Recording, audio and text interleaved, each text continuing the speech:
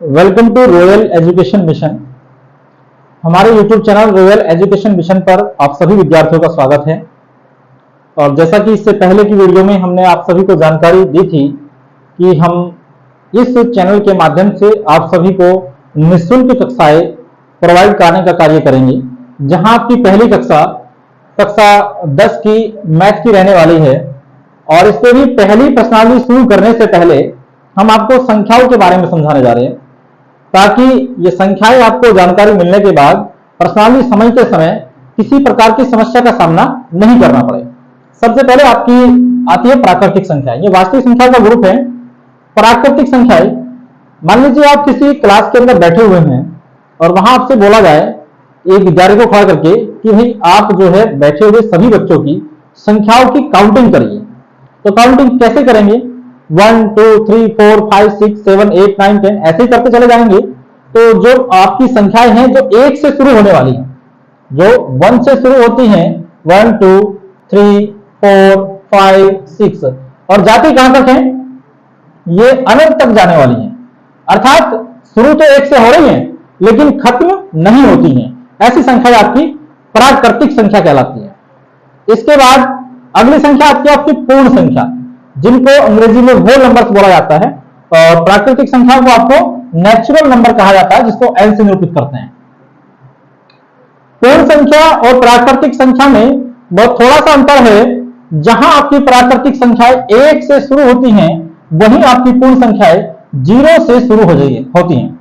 0 1 2 3 4 5 और कहां तक जाएंगी? यह संख्याएं भी आपकी अनंत तक जाएंगी। अर्थात संख्या शुरू तो होती है लेकिन खत्म नहीं होती है। आप कोई भी जितनी भी बड़ी संख्या सोच सकते हो सोचिए, उसमें जैसे ही आप 1 प्लस करेंगे तो उससे ठीक अगली संख्या बन जाएगी। तो उसमें संख्याओं का अंत नहीं होता है। इसके बाद आपका पूर्णांक। पूर्णांक आपके धनात्मक और ऋणात्मक दोनों तरह से हो सकते हैं। सपोज यहां हमने रखा है 0 न तो धनात्मक होता है और न ही ऋणात्मक होता है। अब इसके जब हम राइट साइड में चलेंगे तो 0 के बाद 1 2 3 4 5 इवन ऐसे चले जाएंगे। और जैसे इसके हम बाईं ओर चलेंगे तो इधर की ओर कैसे चलेंगे? -1 -2 -3 और ऐसे ही हम इसको भी अनंत तक लेके जाएंगे। तो इस तरह की संख्याएं जो आपकी माइनस भी हो सकती हैं और प्लस में भी हो सकती हैं, वो आपके पूर्णांक कहलाते हैं। 0 आपका जो है वो पॉजिटिव और नेगेटिव नहीं होता है। इसके बाद आते हैं परिमेय संख्याओं में। परिमेय संख्याओं को बड़ा ध्यान से समझेंगे। इनको कहा जाता है कि ऐसी संख्याएं जिनको हम p अपॉन क्यू के रूप में निरूपित कर सकते हैं, जहां p आपका अंश होता है और क्यू आपका हर हो सकता है। अर्थात कहा जाए तो जिनको हम भिन्न के रूप में रख सकते हैं, तो वो आपकी परिमेय संख्या कहलाएंगी। लेकिन इसमें कुछ शर्तें भी लागू हैं। ऐसा नहीं है कि प्रत्येक भिन्न को आप परिमेय संख्या कहेंगे। अब इसकी जो कंडीशंस हैं वो समझनी है।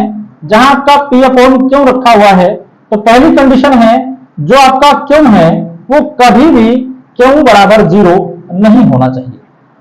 अर्थात आपका जो हर है वो 0 के इक्विवेलेंट नहीं होना चाहिए।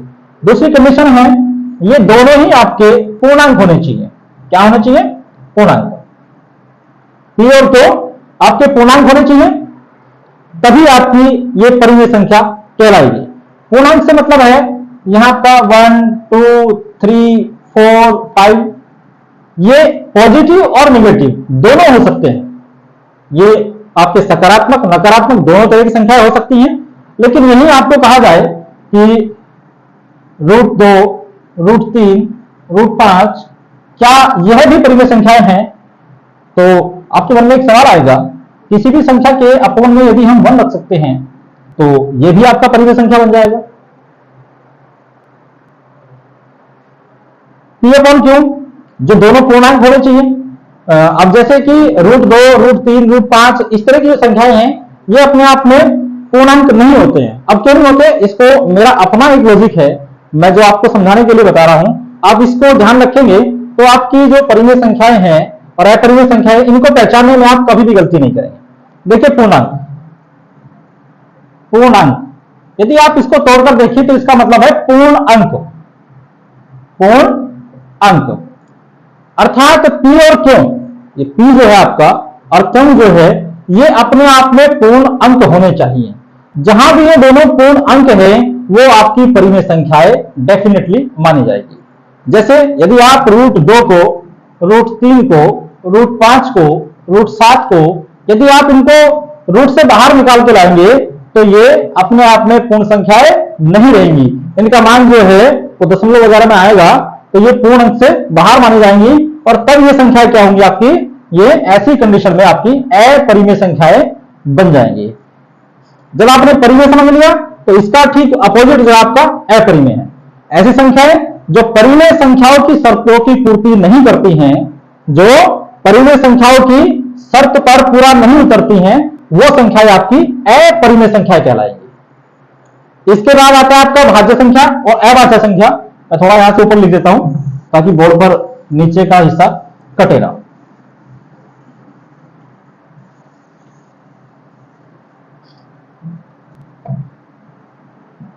भाज्य संख्याएं और अभाज्य संख्याएं, एक होता है आपका सम संख्याएं, एक होता है आपका विषम संख्याएं। ध्यान दें, पहले मैं आपको भाज्य और अभाज्य से पहले आपको मैं एक बार सम और विषम बता देता हूं। सम संख्याएं ऐसी सभी संख्याएं जिनके इकाई का अंक 0, 2, 4, 6, 8 इनमें से कोई हो। अर्थात आपकी परिभाषा के अनुसार ऐसी संख्याएं जो 2 से विभाजित हो सकती हों, जो 2 से विभाज्य हों, वे सभी संख्याएं आपकी सम संख्याएं कहलाती है। विषम संख्याएं इसका ठीक उल्टा करेंगे, जो संख्याएं 2 से विभाजित नहीं होती हैं, जो संख्याएं 2 से विभाजित नहीं होती हैं, ये 2 से विभाज्य नहीं है, वो संख्याएं आपकी विषम संख्याएं कहलाएंगी। जैसे 3 है, 5 है, यहां तक आ रहा। ऐसी संख्याएं जो 2 से विभाज्य नहीं है, जो 2 से नहीं विभाजित होती हैं, नहीं कटती हैं, वो सारी विषम संख्याओं के अंदर आती हैं। फॉर एग्जांपल 3 है, 5 है, 7 है, 9 है, 11 है, 13 है, 15 है, तो ये सभी 2 से विभाजित नहीं होती हैं और इनमें से कुछ संख्याएं 3 से विभाजित होती हैं, सारी विषम संख्याएं कहलाएंगी। लेकिन ये नहीं कह सकते कि जो संख्या 3 से विभाजित होती है वही विषम संख्या होंगी, नहीं। हम तो इतना ध्यान रखेंगे जो संख्या 2 से विभाजित नहीं होती है। अब इसके बाद मैं आपको सुनाता हूं भाज्य और अभाज्य। इसको पहले सम और विषम को समझाने का मेरा उद्देश्य क्या रहा है वो अभी समझ में आएगा। भाज्य संख्याएं ऐसी सभी संख्याएं जिनके स्वयं और एक के अलावा, स्वयं और एक के अलावा अन्य गुणनखंड किए जा सकते हो, वो आपकी भाज्य संख्याएं कहलाएंगी। और अभाज्य संख्याएं ऐसी संख्याएं जिनके गुणनखंड एक और स्वयं के अतिरिक्त अन्य नहीं हो सकते, वो आपकी अभाज्य संख्या कहलाएंगी। पहले की परिभाषा क्या है, जिसके गुणनखंड एक व स्वयं के अतिरिक्त हो सकते हो,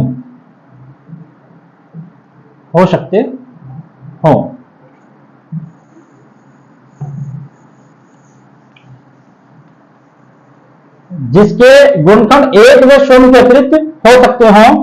अर्थात यह भी कहा जा सकता है ऐसी संख्याएं जिनके 2 से अधिक गुणनखंड हो, जिनके 2 से अधिक गुणनखंड हो, वे संख्याएं आपकी भाज्य संख्याएं कहलाएगी। अभाज्य संख्याएं ऐसी संख्याएं जिनके एक और स्वयं के अतिरिक्त अन्य कोई भी गुणनखंड, अन्य कोई भी गुणनखंड नहीं हो, वे आपकी अभाज्य संख्याएं कहलाएंगी। जैसे 2, 3, 5, 7। अब मैंने यहां तक लिखा है, आप मुझे बताएं क्या 9 भी आपकी अभाज्य संख्या हो सकती है? आंसर होना चाहिए नहीं। क्यों? क्योंकि 9 आपकी विषम संख्या तो है, लेकिन साथ में ये भाज्य भी है। आप 3 से इसको डिवाइड कर सकते हैं, आप 9 से इसको डिवाइड कर सकते हैं, और आप इसको 1 से डिवाइड कर सकते हैं, अर्थात 2 से अधिक इसके गुणनखंड हैं। तो इसलिए एक विषम संख्या तो हो सकती है, लेकिन अभाज्य नहीं हो सकती है। ये ध्यान रखना है। इसीलिए मैंने आपको पहले सम और विषम कराया, ताकि आप ये गलती न करें। तो 7 के बाद क्या आएगा आपका? 9 नहीं, 11 आएगा। 11 के बाद 13 आएगा। अब 13 के बाद 15 नहीं आएगा, क्योंकि 15 जो है आपका 3 से और 5 से डिवाइड हो सकता है। तो इसके बाद आपका क्या आएगा? 17 आएगा, 19 आएगा। ठीक है? तो ऐसे ही जो संख्याएं केवल 2 स्वयं से और 1 से विभाजित हो सकती हो, वो आपकी अभाज्य हैं, और जिनके 2 से अधिक गुणनखंड हो सकते हैं, वो आपके भाज्य संख्या है। आप इस वीडियो को रिपीट करके देख सकते हैं, और ताकि ये संख्या आपको अच्छे से हो जाए। नेक्स्ट वीडियो आपकी प्रश्नावली जो 1 है वो स्टार्ट होगी, और एनसीईआरटी पैटर्न रहेगा, हिंदी माध्यम का हमारा।